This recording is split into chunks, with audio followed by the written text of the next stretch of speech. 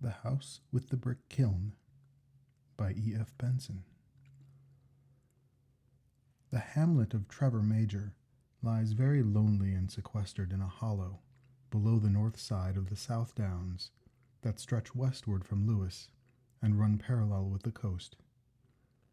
It is a hamlet of some 3 or 4 dozen inconsiderable houses and cottages, much girt about with trees, but the big Norman church and the manor house which stands a little outside the village are evidence of a more conspicuous past.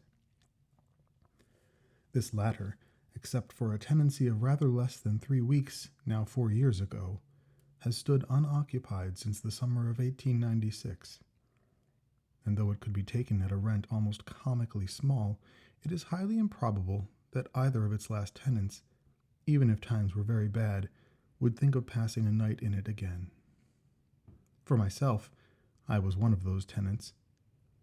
I would far prefer living in a workhouse to inhabiting those low-pitched, oak-paneled rooms, and I would sooner look from my garret windows onto the squalor and grime of Whitechapel than from the diamond-shaped and leaded panes of the manor of Trevor Major onto the boskage of its cool thickets and the glimmering of its clear chalk streams, where the quick trout glance among the waving water weeds and over the chalk and gravel of its sliding rapids. It was the news of these trout that led Jack Singleton and myself to take the house for the month between mid-May and mid-June, but as I have already mentioned, a short 3 weeks was all the time we passed there, and we had more than a week of our tenancy yet unexpired when we left the place, though on the very last afternoon we enjoyed the finest dry-fly fishing that has ever fallen to my lot.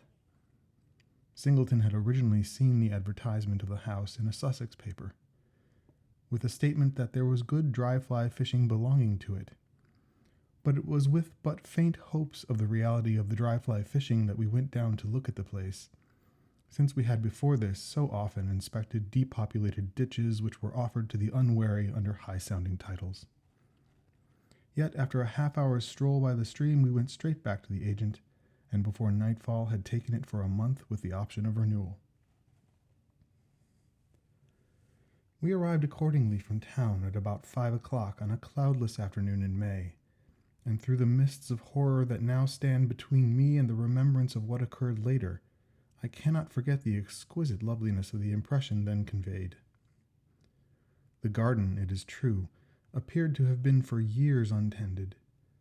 Weeds half choked the gravel paths, and the flower beds were a congestion of mingled wild and cultivated vegetations. It was set in a wall of mellowed brick, in which snapdragon and stonecrop had found an anchorage to their liking, and beyond that there stood sentinel a ring of ancient pines, in which the breeze made music as of a distant sea. Outside that the ground sloped slightly downwards in a bank, covered with a jungle of wild rose, to the stream that ran round 3 sides of the garden, and then followed a meandering course through the 2 big fields which lay towards the village. Over all this we had fishing rights. Above, the same rights extended for another 1/4 of a mile to the arched bridge, over which there crossed the road which led to the house. In this field above the house on the 4th side, where the ground had been embanked to carry the road, stood a brick-kiln in a ruinous state. A shallow pit, long overgrown with tall grasses and wild field flowers, showed where the clay had been digged. The house itself was long and narrow.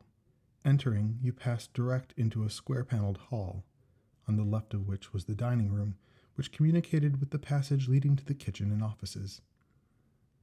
On the right of the hall were 2 excellent sitting rooms looking out, the one onto the gravel in front of the house, the other onto the garden.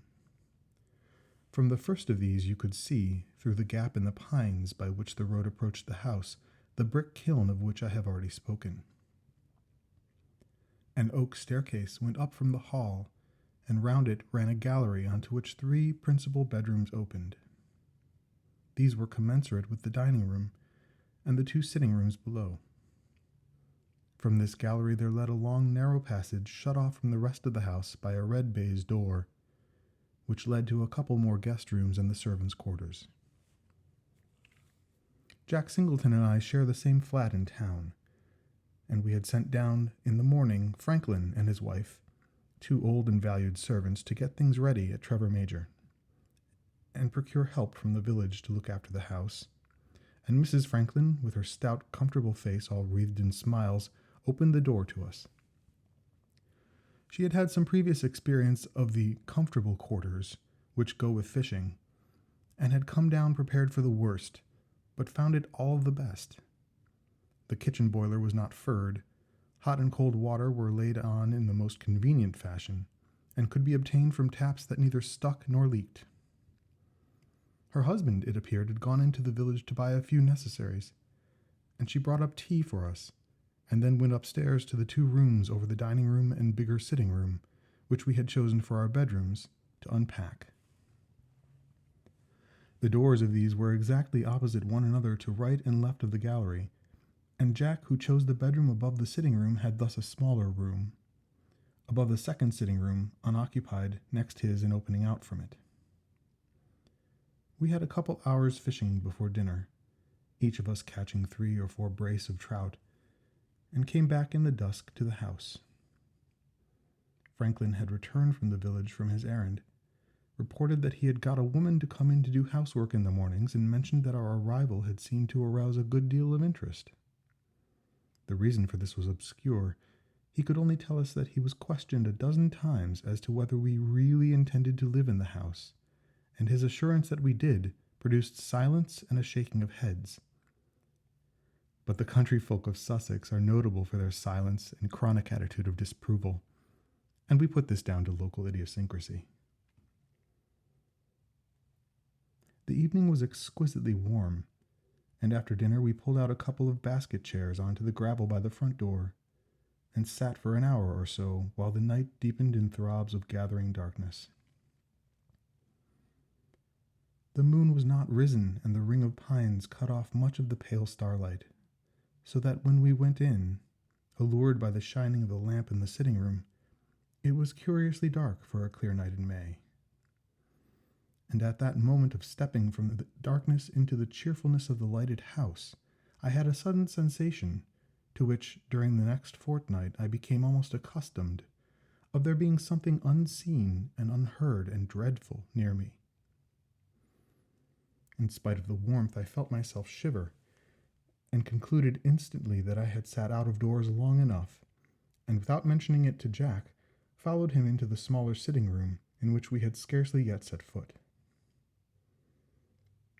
It, like the hall, was oak-panelled, and in the panels hung some half-dozen of watercolor sketches, which we examined idly at first, and then with growing interest, for they were executed with extraordinary finish and delicacy, and each represented some aspect of the house or garden. Here you looked up the gap in the fir trees to a crimson sunset. Here the garden, trim and carefully tended, dozed beneath some languid summer noon. Here an angry wreath of storm cloud brooded over the meadow where the trout stream ran gray and leaden below a threatening sky. While another, the most careful and arresting of all, was a study of the Brick-Kiln. In this, alone of them all, was there a human figure. A man, dressed in gray, peered into the open door from which issued a fierce red glow. The figure was painted with miniature-like elaboration. The face was in profile, and represented a youngish man, clean-shaven, with a long aquiline nose and singularly square chin. The sketch was long and narrow in shape, and the chimney of the kiln appeared against a dark sky. From it there issued a thin streamer of gray smoke. Jack looked at this with attention. "What a horrible picture," he said, "and how beautifully painted. I feel as if it meant something, as if it was a representation of something that happened, not a mere sketch. By Jove!" He broke off suddenly and went in turn to each of the other pictures. "That's a queer thing," he said. "See if you notice what I mean." With the Brick-Kiln rather vividly impressed on my mind, it was not difficult to see what he had noticed. In each of the pictures appeared the brick-kiln, chimney and all, now seen faintly between trees, now in full view, and in each the chimney was smoking. "And the odd part is that from the garden side you can't really see the kiln at all," observed Jack. "It's hidden by the house, and yet the artist, F.A., as I see by his signature, puts it in just the same." "What do you make of that?" I asked. "Nothing. I suppose he had a fancy for brick kilns. Let's have a game of picket." A fortnight of our 3 weeks passed without incident, except that again and again the curious feeling of something dreadful being close at hand was present in my mind. In a way, as I said, I got used to it, but on the other hand, the feeling itself seemed to gain in poignancy. Once, just at the end of the fortnight, I mentioned it to Jack. "Odd you should speak of it," he said, "because I've felt the same. When do you feel it? Do you feel it now, for instance?" We were again sitting out after dinner, and as he spoke I felt it with far greater intensity than ever before. And at the same moment the house door, which had been closed, though probably not latched, swung gently open, letting out a shaft of light from the hall, and as gently swung to again, as if something had stealthily entered. "Yes," I said, "I felt it then. I only feel it in the evening. It was rather bad that time." Jack was silent a moment. "Funny thing the door opening and shutting like that," he said. "Let's go indoors." We got up. I remember seeing at that moment that the windows of my bedroom were lit. Mrs. Franklin probably was making things ready for the night. Simultaneously, as we crossed the gravel, there came from just inside the house the sound of a hurried footstep on the stairs, and entering, we found Mrs. Franklin in the hall, looking rather white and startled. "Anything wrong?" I asked. She took 2 or 3 quick breaths before she answered. "No, sir," she said. "At least nothing that I can give an account of. But I was tidying up in your room, and I thought you came in. But there was nobody, and it gave me a turn. I left my candle there. I must go up for it." I waited in the hall a moment, while she again ascended the stairs and passed along the gallery into my room. At the door, which I could see was open, she paused, not entering. "What is the matter?" I asked from below. "I left the candle alight," she said, "and now it's gone out." Jack laughed. "And you left the door and window open," said he. "Yes, sir, but not a breath of wind is stirring," said Mrs. Franklin, rather faintly. This was true, and yet a few moments ago the heavy hall door had swung open and back again. Jack ran upstairs. "We'll brave the dark together, Mrs. Franklin," he said. He went into my room, and I heard the sound of a match struck. Then, through the open door, came the light of the rekindled candle, and simultaneously I heard a bell ring in the servants' quarters. In a moment came steps, and Franklin appeared. "What bell was that?" I asked. "Mr. Jack's bedroom, sir," he said. I felt there was a marked atmosphere of nerves about, for which there was really no adequate cause. All that had happened of a disturbing nature was that Mrs. Franklin had thought I had come into my bedroom, and had been startled by finding I had not. She had then left the candle in a draught, and it had been blown out. As for a bell ringing, that, even if it had happened, was a very innocuous proceeding. "Mouse on a wire," I said. "Mr. Jack is in my room this moment, lighting Mrs. Franklin's candle for her." Jack came down at this juncture, and we went into the sitting room. But Franklin apparently was not satisfied, for we heard him in the room above us, which was Jack's bedroom, moving about with his slow, rather ponderous tread. Then his steps seemed to pass into the bedroom adjoining, and we heard no more. I remember feeling hugely sleepy that night, and went to bed earlier than usual to pass a rather broken night with stretches of dreamless sleep, interspersed with startled awakenings in which I passed very suddenly into complete consciousness. Sometimes the house was absolutely still, and the only sound to be heard was the sighing of the night breeze outside in the pines. But sometimes the place seemed full of muffled movements, and once I could have sworn that the handle of my door turned. That required verification, and I lit my candle, but I found that my ears must have played me false. Yet even as I stood there, I thought I heard steps just outside, and with a considerable qualm, I must confess I opened the door and looked out. but the gallery was quite empty and the house quite still. Then from Jack's room opposite I heard a sound that was somehow comforting, the snorts of the snorer, and I went back to bed and slept again. And when next I woke, morning was already breaking in red lines on the horizon, and the sense of trouble that had been with me ever since last evening had gone. Heavy rain set in after lunch the next day, and as I had arrears of letter writing to do, and the water was soon both muddy and rising, I came home alone about 5, leaving Jack still sanguine by the stream, and worked for a couple of hours sitting at a writing table in the room overlooking the gravel at the front of the house, where hung the watercolors. By 7 I had finished, and just as I got up to light candles, since it was already dusk, I saw, as I thought, Jack's figure emerge from the bushes that bordered the path to the stream, onto the space in front of the house. Then, instantaneously and with a sudden queer sinking of the heart, quite unaccountable, I saw that it was not Jack at all, but a stranger. He was only some 6 yards from the window, and after pausing there a moment, he came up close to the window so that his face nearly touched the glass, looking intently at me. In the light from the freshly kindled candles I could distinguish his features with great clearness, but though as far as I knew I had never seen him before, there was something familiar about both his face and figure. He appeared to smile at me, but the smile was one of inscrutable evil and malevolence, and immediately he walked on, straight towards the house door opposite him, and out of sight of the sitting-room window. Now, little though I liked the look of the man, he was, as I have said, familiar to my eye, and I went out into the hall, since he was clearly coming to the front door, to open it to him and learn his business. So without waiting for him to ring, I opened it, feeling sure I should find him on the step. Instead, I looked out into the empty gravel sweep, the heavy falling rain, the thick dusk. And even as I looked, I felt something that I could not see push by me through the half-open door and pass into the house. Then the stairs creaked, and a moment after a bell rang. Franklin is the quickest man to answer a bell I have ever seen, and the next instant he passed me going upstairs.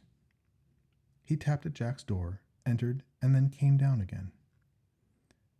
"Mr. Jack still out, sir?" he asked. "Yes, his bell ringing again?" "Yes, sir," said Franklin, quite imperturbably. I went back into the sitting room, and soon Franklin brought a lamp. He put it on the table above which hung the careful and curious picture of the Brick-Kiln, and then with a sudden horror I saw why the stranger on the gravel outside had been so familiar to me. In all respects he resembled the figure that peered into the kiln. It was more than a resemblance, it was an identity. And what had happened to this man who had inscrutably and evilly smiled at me? And what had pushed in through the half-closed door? At that moment I saw the face of fear. My mouth went dry, and I heard my heart leaping and cracking in my throat. That face was only turned on me for a moment and then away again, but I knew it to be the genuine thing, not apprehension, not foreboding, not a feeling of being startled, but fear, cold fear. And then, though nothing had occurred to assuage the fear, it passed, and a certain sort of reason usurped, for so I must say, its place. I had certainly seen somebody on the gravel outside the house. I had supposed he was going to the front door. I had opened it, and found he had not come to the front door. Or, and once again the terror resurged, had the invisible pushing thing been that which I had seen outside? And if so, what was it? And how came it that the face and figure of the man I had seen was the same as that which was so scrupulously painted in the picture of the Brick-Kiln? I set myself to argue down the fear for which there was no more foundation than this and the repetition of the ringing bell, and my belief is that I did so. I told myself, till I believed it, that a man, a human man, had been walking across the gravel outside, and that he had not come to the front door, but had gone, as he might easily have done, up the drive into the high road. I told myself that it was mere fancy that was the cause of the belief that something had pushed in by me. And as for the ring of the bell, I said to myself, as was true, that this had happened before. And I must ask the reader to believe also that I argued these things away and looked no longer on the face of fear itself. I was not comfortable, but I fell short of being terrified. I sat down again by the window, looking onto the gravel in front of the house, and finding another letter that asked, though it did not demand an answer, proceeded to occupy myself with it. Straight in front led the drive through the gap in the pines, and passed through the field where lay the brick-kiln. In a pause of page-turning, I looked up and saw something unusual about it. At the same moment, an unusual smell came to my nostril. What I saw was smoke coming out of the chimney of the kiln. What I smelt was the odor of roasting meat. The wind, such as there was, set from the kiln to the house. But as far as I knew, the smell of roast meat probably came from the kitchen, where dinner, so I supposed, was cooking. I had to tell myself this. I wanted reassurance, lest the face of fear should look whitely on me again. Then there came a crisp step on the gravel, a rattle at the front door, and Jack came in. "Good sport," he said. "You gave up too soon." And he went straight to the table above which hung the picture of the man at the brick-kiln and looked at it. Then there was silence, and eventually I spoke, for I wanted to know one thing. "Seen anybody?" I asked. "Yes. Why do you ask?" "Because I have also. The man in that picture." Jack came and sat down near me. "It's a ghost, you know," he said. "He came down to the river about dusk and stood near me for an hour. At first I thought he was real, and I warned him that he had better stand further off if he didn't want to be hooked. And then it struck me he wasn't real, and I cast, right through him, and about 7 he walked up toward the house." "Were you frightened?" "No, it was tremendously interesting. So you saw him here too. Whereabouts?" "Just outside. I think he's in the house now." Jack looked round.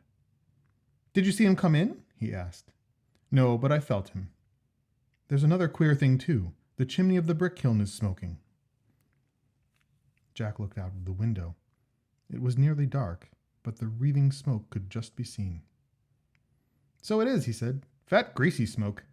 I think I'll go up and see what's on. Come too?" "I think not," I said. "Are you frightened? It isn't worthwhile. Besides, it is so tremendously interesting."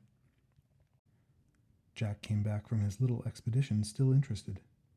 He had found nothing stirring at the kiln, but though it was then nearly dark, the interior was faintly luminous, and against the black of the sky he could see a wisp of thick white smoke floating northwards. But for the rest of the evening we neither heard nor saw anything of abnormal import, and the next day ran a course of undisturbed hours. Then suddenly a hellish activity was manifested. That night, while I was undressing for bed, I heard a bell ring furiously, and I thought I heard a shout also. I guessed where the ring came from, since Franklin and his wife had long ago gone to bed, and went straight to Jack's room.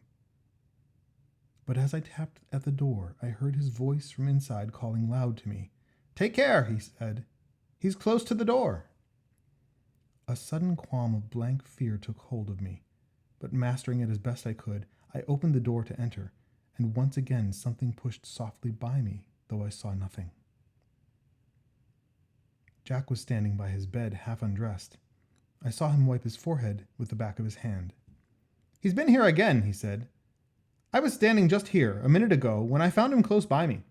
He came out of the inner room, I think. Did you see what he had in his hand?" I saw nothing. "It was a knife, a great long carving knife. Do you mind my sleeping on the sofa in your room tonight? I got an awful turn then. There was another thing, too. All round the edge of his clothes, at his collar, and at his wrists, there were little flames playing. Little white licking flames." But the next day, again, we neither heard nor saw anything, nor that night did the sense of that dreadful presence in the house come to us. And then came the last day. We had been out till it was dark, and, as I said, had a wonderful day among the fish. On reaching home, we sat together in the sitting room, when suddenly from overhead came a tread of feet, a violent pealing of the bell, and the moment after, yell after yell as of someone in mortal agony. The thought occurred to both of us that this might be Mrs. Franklin in terror of some fearful sight, and together we rushed up and sprang into Jack's bedroom.